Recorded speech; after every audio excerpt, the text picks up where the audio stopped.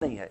कौम इनसे सवाल कर सकती है कि आपने 120 अरब रुपए इस गरीब कौम के टैक्सेस के पैसे, मजदूरों के, ताजरों के, किसानों के, इनके सनतकारों के लूट के आपने इससे क्या हासिल किया?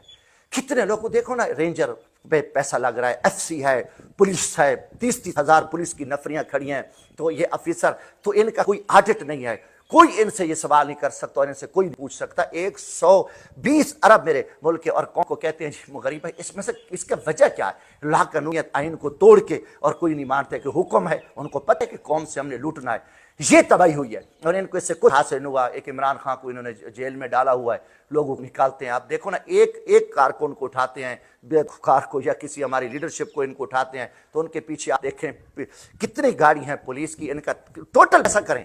मैं तो 120 अरब के फिगर तो मुझे एक सरकार, एक दोस्त ने मुझे भेजे हैं कि इतना करो, इसका कोई चेक नहीं, कोई ऑडिट नहीं, ये एक पैसे को जला दो, खा जाओ, कोई पूछने वाला नहीं, और अफीसरों को मार धाड़ के मौके दें और ये पैसा उनका बाहर जाता है।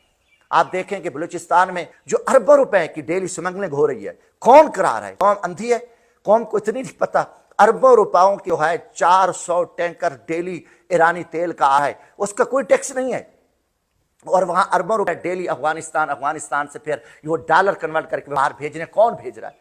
इतना बड़ा एक तरफ मसला, आप लूट मार करो, कौमी इदारे आप तबाह कर दो और इनसे कोई पूछने वाला नहीं है। ये चीज मैं कहता हूं कि भाई ये जो पैसा कौम का है, ये अपनी अयाशियों पे, अपनी झूठी अना पे, अपने तकब्बर जुल्म पे ये कौम पे जो है ना ये लगा रहे हैं, और इनको कोई और फिक्र नहीं है।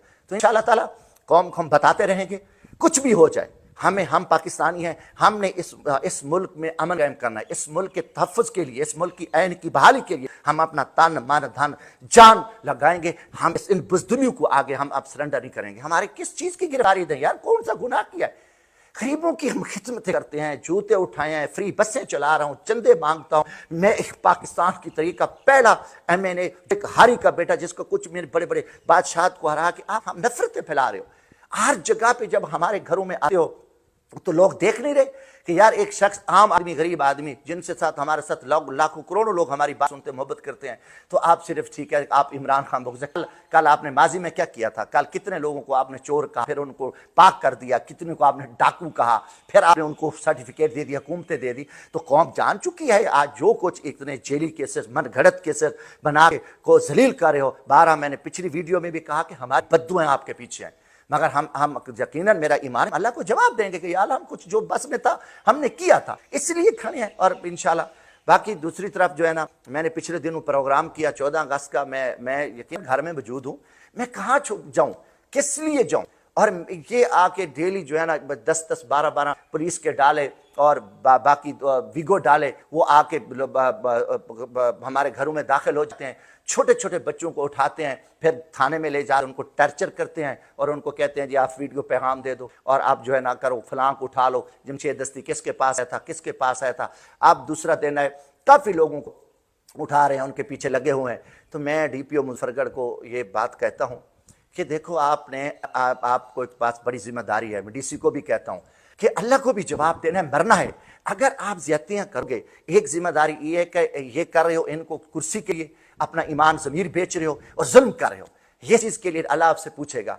दूसरा, आपके पास सारा दिन टाउट होते हैं, आपको नहीं पता, आप मेरी हिस्ट्री नहीं जानते, आपके पास खुशामती और इन लोगों का जो है ना वो डेरा लगा होता है। ये मेरा घर है, मैंने आइन के दायरे में 14 अगस्त आज़ादी का दिन मैं आया, मेरे ऊपर कोई केस नहीं है और बेगुनाह, गिरफ्तारी भी मन घड़त गलत है, तो मैं आया, तो मैं उसमें मैंने क्या गुनाह किया?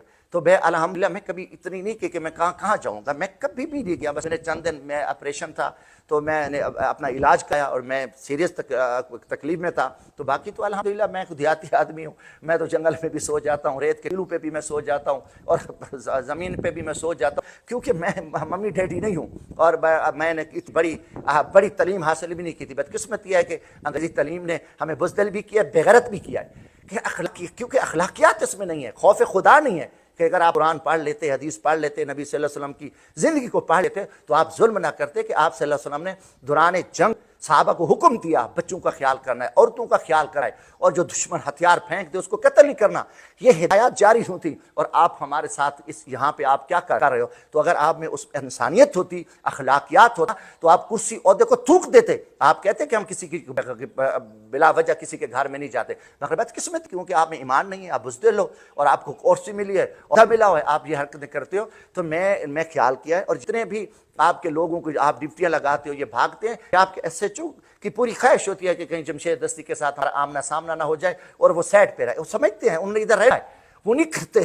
उनमें जो भी आप इधर करो, वो ड्रामा करो, रात को मेरे घर आए, फिर बेगम को जब आप उठाने, तो मैं उनकी भी मेहरबानी समझता हूँ कि जिन्होंने ऑफिस को सलाम है कि जिन्होंने ख्याल किया कि एक 4 माह का बच्चा है, औरत को हम क्यों उठा के जाएं। मैं इतनी बेगैरती यार, फिर हमें तकलीफ होती है।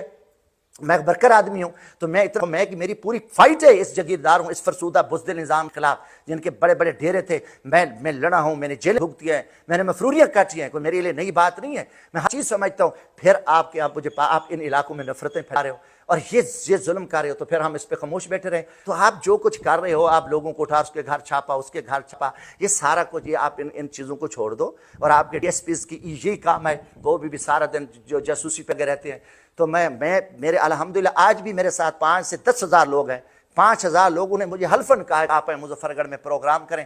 तो मैंने कोशिश की कि मैं अब जल से महंगाई है, मुजफ्फरगढ़ का 20,000 हमारा इलाका सरकी इलाका पसमानदा है, गुरबत है। 20,000 मेरे मजदूर बेरोजगार हुए, चिल्ला रहे हैं कि आओ और आओ। मैं अगर 5,000 बंदे लेके मुजफ्फरगढ़, तुम चलाओ गोलियां, मारो हमें।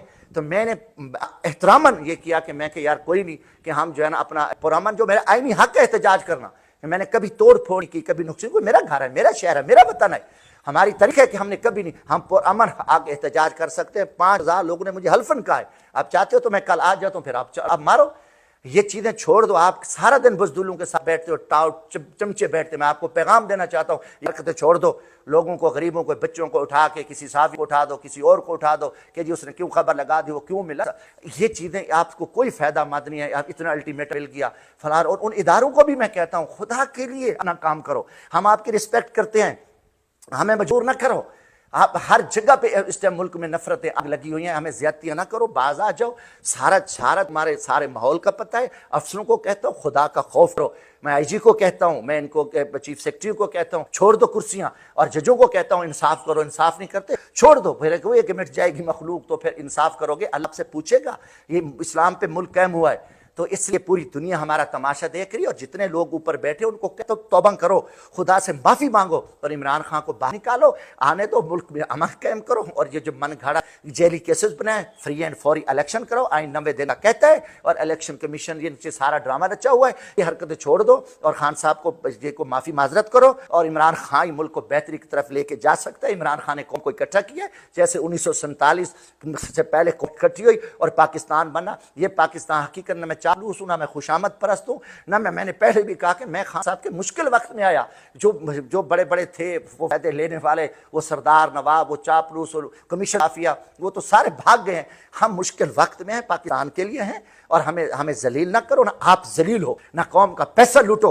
इसलिए आज कौम को मैंने बता दिया कि आपके 120 अरब मतलब 1,000 करोड़ से भी कितना ज्यादा बनता है जो कौम का ये टैक्स लूट के इन्होंने अपनी अना पे, झूठी अना पे लगा के और पूरे पाकिस्तान को इन्होंने खराब किया है। लिहाजा इमरान खान कौम को मुत्तहद करके दुनिया में जाएगा और उस पर दुनिया इत्मीनान करती है और पाकिस्तान को बेहतरी की तरफ लेके जा सकता है। और जैसे हमारे बहुत ही अजीम एक जनरल गुजरे हमीद गुल रहमतुल्लाह अलैह साहब, उन्होंने भी कहा था कि अफगानिस्तान की जंग के बाद जब अमेरिका रुसवा जलील होकर जाएगा तो फिर कौम को मुत्तहिद होना पड़ेगा, कौम को इकट्ठा होना पड़ेगा, फिर हम इस मसाइल से निकल सकेंगे। अमेरिकन IMF ने हमें फंसा दिया है और हम IMF से सख्त कर्जों पे पैसे लेके खा रहे हैं और पूरी कौम को पता है। कौम बेचारी डरी हुई है क्योंकि कौम के ऊपर हमले होते हैं, छापे होते हैं, उनको उठाया जाता है, मगर वो सोशल मीडिया पे अपनी आवाज हैं।